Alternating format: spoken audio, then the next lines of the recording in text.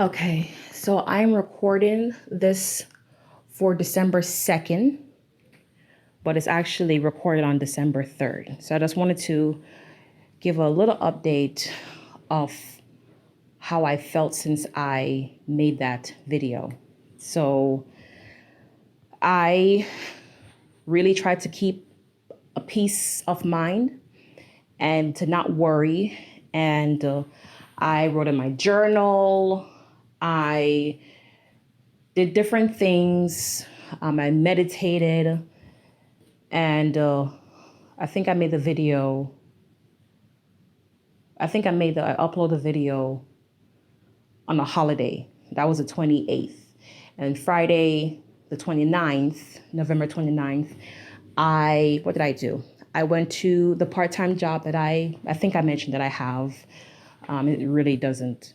You can only pretty much afford like putting gas in my car and put some food in my fridge and my power, but it can't even begin to scratch my overhead expenses, because it's just so much. I went to that retail, and then I went home.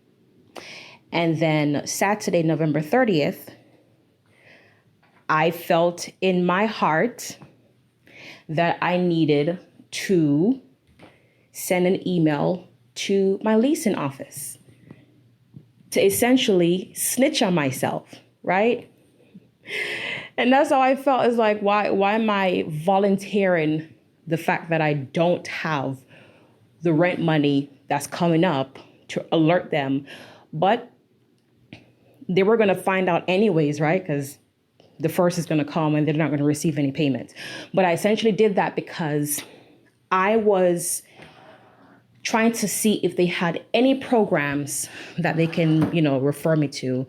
And, because this is my first time going through this. I know that there is a rental assistance program, but when I went to their website, they mentioned that they were not taking any other applications for tenants. So I'm like, well, that's that, right?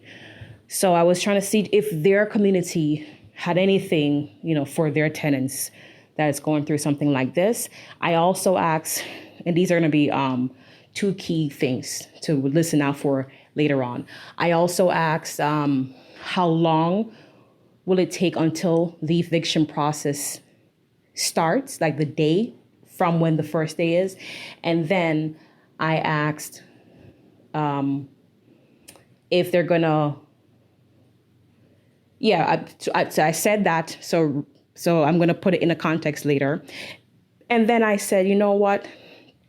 I'm only asking because, I have a neighbor across from me that has a Ring camera that I wouldn't want to unnecessarily entertain them if this process happens. So what I was trying to say is to not put the envelope or paper in the door like I've seen them do other people. So I said it for that reason. So remember I said that. So now it is December 1st. It falls on a Sunday, and we're in the last month of the year, by the way, right?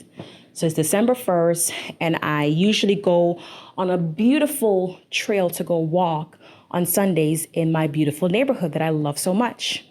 And I went earlier than normal. I been listening to like law of attraction type of audio, The Secret, trying to keep my mind in a positive mindset, and had a beautiful walk. And I was like hoping, I would attract someone on the walk to, stop me and just have a conversation and say, hey, I felt like I was supposed to pay something for you. I was looking for a miracle. But when my walk was over, I realized there was not going to be a miracle during that time, but the day's not over, right? Because it's still the first. So then I went home, came home, and it began to get kind of cold that night. So, again, I'm meditating, just trying to stay to myself. I'm not responding to family because they're going to say something that's going to trigger me. and I love them very much, but if you know, you know, right? Like, I don't want to get in a negative mentality to, bring in anxiety and fear and shame. I wanted to just stay neutral and allow the Lord to just help me how he's going to help me, because I don't know the how, he does. So that night was approaching, and something inside of me was saying, I need to move my vehicle. So remember I talked about why I emailed the leasing office about when the eviction process will start. Now I've been asking the Lord to send me a sign, something, right? A feeling. The only feeling at that time that he sent was, move your car from your assigned parking space and try to park it somewhere else. So I can, if I have a guest, I have to put them in a parking type of app and put the time of how long they're going to stay here, because if I don't do that and you park here, you're going to get a boot. And they are very serious about their boots, which I can understand, because I live here in the city. People, you don't want random people to be parking in your spaces. So anyways, so I said, I could register my car and I could park there for 72 hours. I forgot about that. So I'm like, yes. So I opened the app. I'm like, okay, let me do it now so I can go ahead and move my car. I try to put my information in, and when I hit the next screen, it says like it failed, or, sorry, vehicles that have a permanent permit cannot be listed as a guest. And I'm like, dang. So I'm like, that's it. I just had a strong feeling they're going to put a boot on my car because I didn't pay rent. So then I remembered there is a parking space on the road near the apartment complex where, random people will park, whether it's people who live here and they have 2 cars, or it's a friend. I've seen cars just park there, and I've had, my friends come over and just park there, and don't have to worry about, putting them in no app or anything like that. So I remember I went to go look at that space, and it was only 8 spaces, and every single space was taken. So I'm like, okay, I just know that I'm going to be able to park here, right? And then later on that night, so that was around 6-ish, maybe like around 10-ish, because I kept looking. I saw a car that was moving. One of the 8 cars was moving. And your girl put her sweater on, because it was about 20-something degrees now, because it's really cold. I had my long sweater, and I put the thing around my neck, the neck thingy, the scarf or whatever, that looks like a sweater.